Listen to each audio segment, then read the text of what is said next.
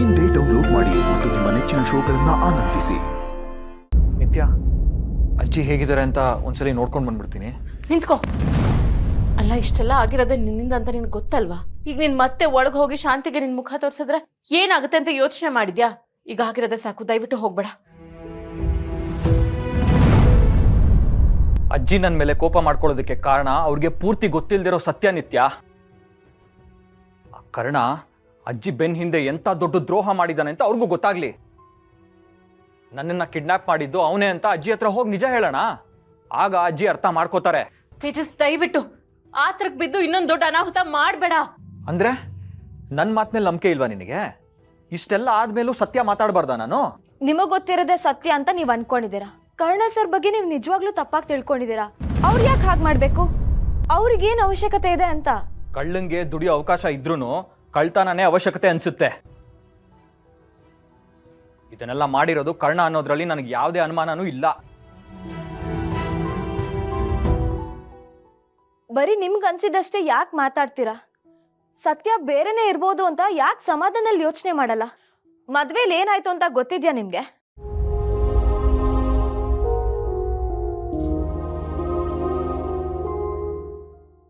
ನಿಜ, ಮದ್ವೆ ವಿಷಯದಲ್ಲಿ ಕರ್ಣ ತಮ್ಮನ್ನ ತಾವು ಒತ್ತೆ ಇಟ್ಟು ನನ್ನನ್ನ ಉಳಿಸಿದಾರೆ. ಅವ್ರ ಸಹಾಯನ ಜೀವನ ಪೂರ್ತಿ ಮರೆಯಕ್ಕಾಗಲ್ಲ ನಾನು. ಕರ್ಣ ಸರ್ ಯಾವತ್ತೂ ಸಹಾಯ ಮಾಡೋರೇ ಆಗಿರ್ತಾರೆ. ಸಂಬಂಧ ಉಳಿಯೋ ವ್ಯಕ್ತಿ ಅಲ್ಲ ಅವರು. ಇದೆಲ್ಲ ನಿಮಗ್ ಗೊತ್ತಿರೋ ಕರ್ಣನ್ ಬಗ್ಗೆ ಆಡ್ತಿರೋ ಮಾತಷ್ಟೇ. ನನಗ್ ಗೊತ್ತಿರೋ ಸತ್ಯನೇ ಬೇರೆ ಇದೆ, ನನಗ್ ಗೊತ್ತಿರೋ ಕರ್ಣನೇ ಬೇರೆ.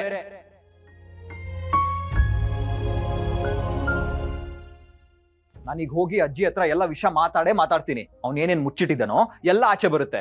ಏನೇನೋ ಮುಚ್ಚಿಟ್ಟಿರೋದು ಕರ್ಣ ಅಲ್ಲ, ನಾನು. ನೀನೇನ್ ಮುಚ್ಚಿಟ್ಟಿದ್ಯಾ? ನನ್ನ ಹೊಟ್ಟೆಲಿ ಮಗು ಇರೋ ವಿಷಯ.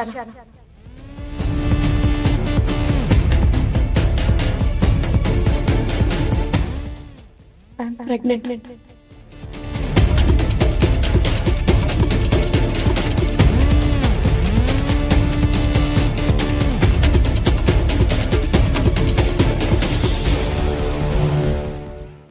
ಈ ವಿಷಯ ಮನೇಲಿ ಯಾರಿಗೂ ಗೊತ್ತಿಲ್ಲ. ಕರ್ಣ ಒಬ್ರು ಇಲ್ದೆ ಹೋಗಿದ್ದಿದ್ರೆ ನಾವ್ ಈ ವಿಷಯನ ಸಂಭಾಳಿಸಕ್ ಆಗ್ತಿರ್ಲಿಲ್ಲ.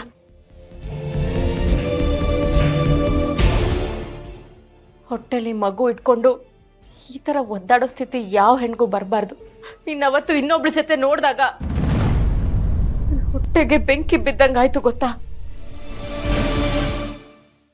ಅವತ್ತೇ ನಾನು ಈ ಮಗುನ ಅಬಾರ್ಟ್ ಮಾಡ್ಸಕ್ ಹೊರಟಿದ್ದೆ. ಆದ್ರೆ ಕರ್ಣ ನನ್ನ ನಿರ್ಧಾರನೇ ಬದಲಾಯಿಸೋ ಹಾಗೆ ಮಾಡಿದ್ರು. ನಾನು ಬಿಟ್ಟು ಹೋಗ್ತೀನಿ ಅಂದ್ರು ನಾನಿದ್ದು ಆ ಮಗುನ ನೋಡ್ಕೊತೀನಿ ಅಂತ ಹೇಳಿ